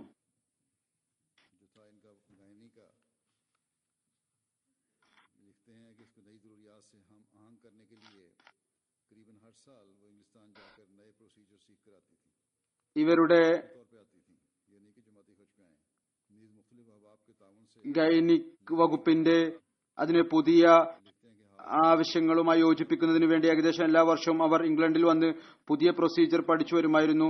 സ്വന്തം ചിലവിലാണ് വന്നിരുന്നത്, അല്ലാതെ ജമാഅത്തിന്റെ ചിലവിലായിരുന്നില്ല. അതുപോലെ തന്നെ വിവിധ സഹോദരങ്ങളുടെ സഹായത്താൽ പുതിയ മെഷീനുകളും കൊണ്ടുവരുമായിരുന്നു. ഇദ്ദേഹം പറയുന്നു, ഈ അടുത്ത് സുബൈദ ബാനി വിംഗിൽ പുതിയ ഓപ്പറേഷൻ തിയേറ്റർ നിർമ്മിക്കുമ്പോൾ വലിയ തോതിൽ അവർ ഇതിൽ ഭാഗവാക്കാവുകയുണ്ടായി. എന്നാൽ അവർക്ക് അത് ഉപയോഗിക്കാൻ സാധിച്ചില്ല. ഏതായാലും അള്ളാഹു ഇപ്പോൾ ഉള്ള ഡോക്ടർമാർക്ക് അത് ശരിയായ രീതിയിൽ ഉപയോഗിക്കാൻ തൗഫീക്ക് നൽകുമാറാകട്ടെ. ഇദ്ദേഹം എഴുതുന്നു, ചുരുക്കത്തിൽ ഈ വകുപ്പിന്റെ പുതിയ രൂപം അത് ഒരു റൂമിൽ നിന്നാണ് ആരംഭിച്ചത്. ഫസലെ ഉമർ ഹോസ്പിറ്റൽ ഗൈനിക് വകുപ്പ് ഒരു റൂമിലാണ് ഉണ്ടായത്. ഇപ്പോൾ അതൊരു മുഴുവൻ വിങ്ങായി മാറിയിരിക്കുന്നു. ഇതിൽ ഡോക്ടർ നുസ്രത് ജഹാന്റെ കഴിവും ദിനരാത്രങ്ങളിലെ പരിശ്രമവും പൂർണ്ണ ആവേശത്തിന്റെയും ഒരു വലിയ ഭാഗം ഉണ്ട്. ഇവരുടെ ഒരു സ്റ്റാഫ് നഴ്സ് ജമീല സാഹിബ എഴുതുന്നു, ഡോക്ടർ സാഹിബിയുടെ മരണത്തിൽ വലിയ ഖേദമുണ്ട്. ഡോക്ടർ സാഹിബ വളരെ നല്ല ഒരു ഉന്നത സ്വഭാവമുള്ള ഡോക്ടറായിരുന്നു. ഞങ്ങളെ എല്ലാവരെയും വളരെയധികം പരിഗണിക്കുന്ന ഒരു ഡോക്ടറായിരുന്നു. കുട്ടികളെ പോലെ ഞങ്ങൾ സ്നേഹിക്കുമായിരുന്നു. വളരെ നല്ല നിലയിൽ ഞങ്ങളെ നോക്കുമായിരുന്നു. ദരിദ്രരായ ഏതെങ്കിലും രോഗി വന്നാൽ അവർക്ക് ചീട്ടിന്റെ പണം പോലും തിരിച്ചു നൽകും. മരുന്നും തന്റെ പക്കൽ നിന്ന് നൽകും. മറ്റൊരു സ്റ്റാഫ് നഴ്സ് എഴുതുന്നു, നുസ്രത് സാഹിബ ഒരു ഉന്നത സ്ഥാനിയായ അധ്യാപികയും കഴിവുള്ള ഡോക്ടറുമായിരുന്നു. ഞാൻ ഏകദേശം 31 വർഷം അവർക്ക് കീഴിൽ കഴിച്ചുകൂട്ടിയിട്ടുണ്ട്. വളരെയധികം സ്നേഹിക്കുന്ന, അങ്ങേയറ്റത്തെ അനുകമ്പയുള്ള, എല്ലാ പ്രയാസങ്ങളിലും കൂടെ നിൽക്കുന്ന, വലിയവരുടെ ദുഃഖത്തിൽ പങ്കുകൊള്ളുന്ന, കുട്ടികളെ സ്നേഹിക്കുന്ന, രോഗികളോട് അങ്ങേയറ്റത്തെ സ്നേഹത്തോടുകൂടി പെരുമാറുകയും അവരുടെ പ്രയാസത്തെ സ്വന്തം പ്രയാസമായി മനസ്സിലാക്കുകയും എല്ലാ സ്റ്റാഫിനെയും എപ്പോഴും സൃഷ്ടിസേവനത്തെക്കുറിച്ചും നല്ല സ്വഭാവത്തെക്കുറിച്ചും ഉപദേശം നൽകുകയും കാലത്തിന്റെ ഖലീഫയുടെ വാക്കുകൾക്ക് ലബ്ബൈക്ക് പറയുന്ന അസ്തിത്വമായിരുന്നു.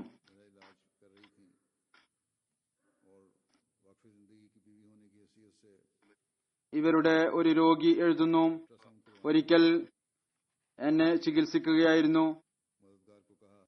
വഖഫെ ജിന്ദഗിയുടെ ഭാര്യ ആയത് കാരണം വളരെയധികം ശ്രദ്ധിക്കുമായിരുന്നു. അൾട്രാസൗണ്ട് ചെയ്യിക്കണമായിരുന്നു. അപ്പോൾ തന്റെ സഹായിയോട് പറഞ്ഞു, ഇവരുടെ അൾട്രാസൗണ്ട് ചെയ്യിപ്പിക്കുക. ആ സമയത്ത് വളരെയധികം തിരക്കുണ്ടായിരുന്നു. ഒരു കസേരയാണ് അവിടെ ഉണ്ടായിരുന്നത്. അതിൽ ദരിദ്രയായ ഒരു സ്ത്രീ ഇരിക്കുന്നുണ്ടായിരുന്നു. ആ സ്ത്രീ സിസ്റ്റർ സഹായി ആ സ്ത്രീയെ അവിടെ നിന്ന് എഴുന്നേൽപ്പിച്ച് എന്നെ ഇരുത്താൻ നോക്കി. കാരണം ഡോക്ടർ സാഹിബാണ് ഈ രോഗി അയച്ചത്. അവരെ നോക്കുമ്പോൾ പെട്ടെന്ന് പിന്നിൽ നിന്ന് ശബ്ദം കേട്ടു, അല്ല, നീ ഈ കസേരയിലല്ല, ഇവിടെ ഇരിക്കുക. നോക്കുമ്പോൾ ഡോക്ടർ സാഹിബ് സ്വയം ഒരു കസേര എടുത്തു കൊണ്ടുവരികയായിരുന്നു. ദരിദ്ര രോഗിക്ക് എന്നെ എഴുന്നേൽപ്പിച്ചു എന്ന ചിന്ത ഉണ്ടാകാതിരിക്കുന്നതിന് വേണ്ടി. കാരണം രോഗികൾ എല്ലാവരും ഒരേപോലെ ആയിരിക്കും. മറുഭാഗത്ത് അവസ്ഥ കണ്ട് അവർക്ക് ഇരിക്കാനുള്ള സ്ഥലം നൽകണമായിരുന്നു. അതുകൊണ്ട് സ്വയം കൈകൊണ്ട് കസേര എടുത്തുകൊണ്ടുവരികയും രോഗിയെ അതിൽ ഇരുത്തുകയും ചെയ്തു.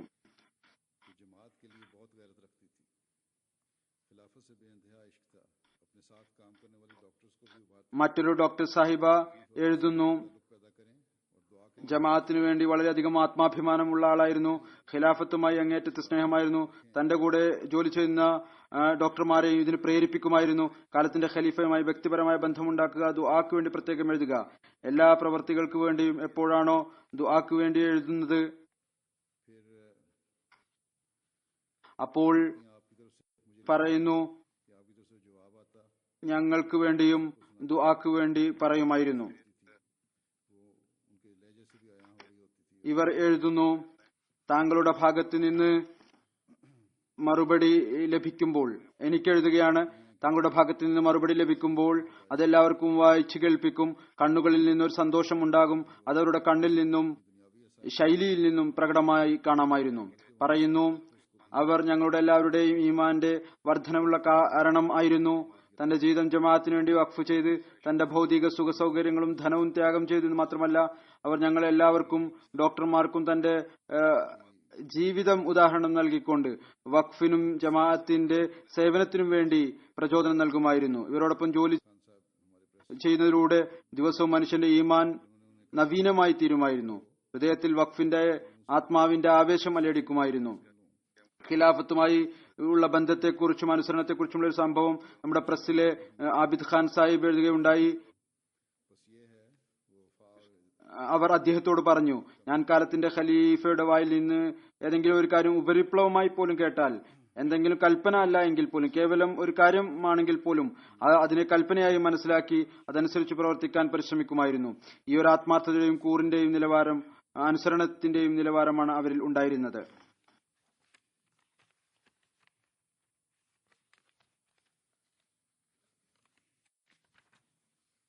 ഇവരുടെ കാര്യങ്ങൾ എഴുതുന്ന ഒരുപാട് പേരുണ്ട്. ഇപ്പോൾ എല്ലാതും വിവരിക്കുക പ്രയാസകരമായിരിക്കും.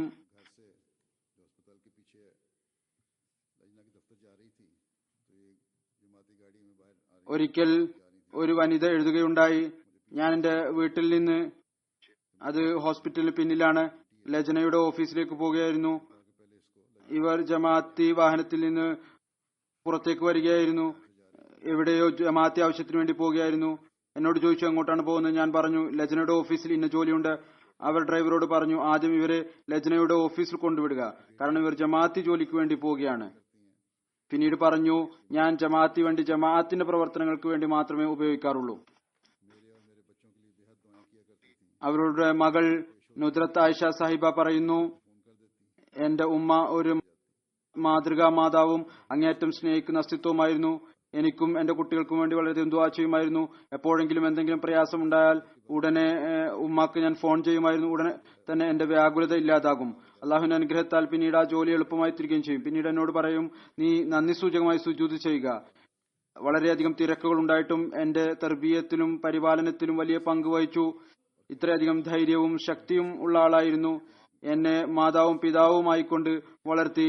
എപ്പോഴെങ്കിലും അവർക്ക് തോന്നലുണ്ടായാൽ ശരിയായ രീതിയിൽ മകൾക്ക് സേവനം ചെയ്യാൻ സാധിക്കുന്നില്ല എന്ന് പറയും, ഞാൻ എന്റെ മകൾക്ക് തിരക്ക് കാരണം ഇത്ര സമയം നൽകാൻ എനിക്ക് സാധിക്കുന്നില്ല. എന്നാൽ ഉടനെ തന്നെ പറയും, ഏതൊരു സമയമാണോ മനുഷ്യത്വത്തിന്റെ സേവനത്തിനായി ചെയ്യുന്നത് അതിന്റെ പ്രാധാന്യം വളരെ അധികമാണ്. അള്ളാഹു എന്റെ മക്കളുടെ ജോലി സ്വയം ശരിയാക്കുന്നതായിരിക്കും. എപ്പോഴും പറയുമായിരുന്നു, നിന്റെ മാതാമഹൻ തന്റെ മക്കൾക്ക് 2 ഉപദേശമാണ് നൽകിയിരിക്കുന്നത്. ഒന്ന് അള്ളാഹുൽ തവക്കൽ ചെയ്യുക, മറ്റൊന്ന് ഖിലാഫത്തുമായിട്ടുള്ള സുദൃഢമായ ബന്ധം. അതേ ഉപദേശം തന്നെയാണ് ഞാൻ നിനക്കും നൽകുന്നത്. എപ്പോഴും അള്ളാഹുൽ തവക്കൽ ചെയ്യുക, ഖിലാഫത്തുമായി സ്വന്തത്തെയും മക്കളെയും ബന്ധിപ്പിച്ചു നിർത്തുക. ഇവർ പറയുന്നു, ഖിലാഫത്തുമായി അങ്ങേറ്റത്തെ സ്നേഹം ബന്ധവുമായിരുന്നു. രോഗിയായിരുന്നപ്പോൾ വെന്റിലേറ്ററിൽ വെക്കാൻ തുടങ്ങിയപ്പോൾ നമസ്കരിച്ചു. എന്റെ ഫോണിൽ നിന്ന് വിശുദ്ധ ഖുർആൻ പാരായണം ചെയ്തു. എന്നിട്ട് ഒരു പേപ്പറും പെന്നും വാങ്ങിച്ചു. അതിലെഴുതി, കാലത്തിന്റെ ഖലീഫക്ക് കൂടെ കൂടെ ദുആക്ക് വേണ്ടി സന്ദേശം അയച്ചുകൊണ്ടിരിക്കുക. പറയുന്നു, ഞാൻ എന്റെ ഉമ്മയെ അങ്ങേറ്റത്തെ ആത്മാർത്ഥതയുള്ള ജമാഅത്തി സേവനം കൊണ്ട് നിറഞ്ഞു കവിഞ്ഞ ആളായി കണ്ടു. ഫസ്ലെ ഉമർ ഹോസ്പിറ്റലിൽ ഉമ്മയുടെ ജോലി ചെറിയ ഒരു കൺസൾട്ടേഷൻ റൂമിലൂടെയാണ് തുടങ്ങിയത്. അതിന്റെ ഒരു ഭാഗത്ത് ഒരു മേശയും കസേരയുമാണ് ഉണ്ടായിരുന്നത്. ഇവരുടെ സേവന വികാരവും ദുആയും ആദ്യം അവർക്ക് ലേബർ വാർഡും പിന്നീട് ഗൈനി വകുപ്പിന്റെ സ്വതന്ത്ര കെട്ടിടവും നൽകി. അത് അവരും അവരുടെ ടീമും വളരെ താല്പര്യത്തോടും ശ്രമത്തോടും കൂടി ഒരു വിജയകരമായ യൂണിറ്റാക്കി തീർത്തു. മെഡിക്കൽ എക്യുപ്മെന്റ് വാങ്ങുന്നതിന് സ്വയം ലാഹോറിലും ഫൈസലാബാദിലും പോകുമായിരുന്നു. ഞാനും ചില യാത്രകളിൽ അവരോടൊപ്പം ഉണ്ടായിരുന്നു. എല്ലാ കടക്കാരിൽ നിന്നും കൊട്ടേഷൻ വാങ്ങും. ജമാഅത്തിന്റെ പണം ലാഭിക്കാൻ ശ്രമിക്കുമായിരുന്നു. ഒരിക്കൽ എന്റെ മകൾ ആലിയ 15 ദിവസത്തേക്ക് റബോയിൽ വന്നതായിരുന്നു. അവരെയും തന്റെ വകുപ്പിന്റെ ജോലിയിൽ ഉൾപ്പെടുത്തി. ടൈപ്പിംഗിൽ സഹായിക്കുക, കാരണം നിന്റെ ടൈപ്പിംഗ് സ്പീഡ് നല്ലതാണ്. ജമാഅത്തി സേവനം ചെയ്യുക എന്നതൊരു ഭാഗ്യമാണ്. നീ ഈ ഭാഗ്യത്തിൽ ഭാഗവാക്കാവുക. തന്റെ ജോലിയിൽ ഇത്രയധികം ആത്മാർത്ഥതയുണ്ടായിരുന്നു. രോഗത്തിന്റെ അവസാന ദിവസങ്ങളിൽ പോലും ഹോസ്പിറ്റലിന്റെ പേര് കേട്ട് അവരുടെ മുഖത്ത് പുഞ്ചിരി വിടരുമായിരുന്നു. മയക്കത്തിന്റെ അവസ്ഥയിലും ഹോസ്പിറ്റലിലെ ഓപ്പറേഷൻ തിയേറ്ററിനെ കുറിച്ചും മിഷൻ ഉണ്ടാക്കുന്ന കമ്പനിയുടെ പേര് പറയുമായിരുന്നു. ഇത് കേട്ട് ഇംഗ്ലീഷ് നഴ്സുകളും അത്ഭുതപ്പെടുമായിരുന്നു. എന്നിട്ട് ഇവർ ചോദിക്കും, ഇവരെന്താണ് പറയുന്നത്? അള്ളാഹുവിന്റെ അസ്തിത്വത്തിൽ വലിയ തവക്കുലായിരുന്നു. കഠിനമായ രോഗാവസ്ഥയിൽ ഏതാനും ദിവസം സംസാരിക്കാൻ സാധിക്കുമായിരുന്നില്ല. സ്പീക്കിംഗ് വോൾവ് സംഘടിപ്പിച്ചപ്പോൾ ഉമ്മി പറഞ്ഞ ആദ്യത്തെ കാര്യം ഇതായിരുന്നു, എന്റെ മോളെ അള്ളാഹുവിൽ ഏൽപ്പിക്കുക. ഞാൻ കരയാൻ തുടങ്ങിയാൽ കണ്ണുകൊണ്ട് അള്ളാഹുവിലേക്ക് ആംഗ്യം കാണിക്കും. അള്ളാഹു ഇവരുടെ ഈ ഏക മകൾക്കും ധൈര്യവും സഹനവും പ്രദാനം ചെയ്യുമാറാകട്ടെ. ഇവരുടെ മാതാവ് ഇവർക്ക് നൽകിയ ഉപദേശം ഇവരിൽ നിന്ന് പ്രതീക്ഷിക്കുന്നത് അള്ളാഹു അവർക്ക് അത് പൂർത്തിയാക്കാനുള്ള തൗഫീഖും നൽകുമാറാകട്ടെ.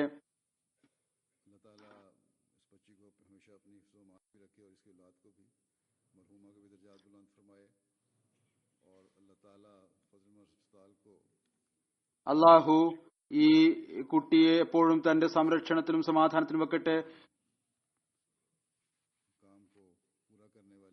ഇവരുടെ കുട്ടികളുടെയും മർഹൂമയുടെ ദർജകൾ അള്ളാഹു ഉയർത്തുമാറാകട്ടെ.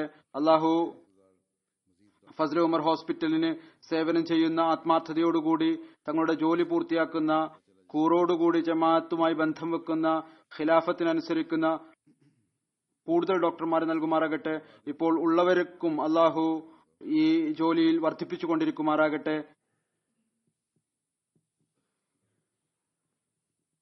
ജുമാ നമസ്കാരം. അൽഹംദുലില്ലാഹ് നഹ്മദുഹു വനസ്തഈനുഹു വനസ്തഗ്ഫിറുഹു വനുഅ്മിനു ബിഹി വനതവക്കലു അലൈഹി വനഊദു ബില്ലാഹി മിൻ ശുറൂരി അൻഫുസിനാ വമിൻ സയ്യിആതി അഅ്മാലിനാ من يهده الله فلا مضل له ومن يضلله فلا هادي له ونشهد أن لا إله إلا الله ونشهد أن محمدا عبده ورسوله عباد الله رحمكم الله إن الله يأمر بالعدل والإحسان وإيتاء ذي القربى وينهى عن الفحشاء والمنكر والبغي يعظكم لعلكم تذكرون اذكروا الله يذكركم وادعوه يستجب لكم ولذكر الله أكبر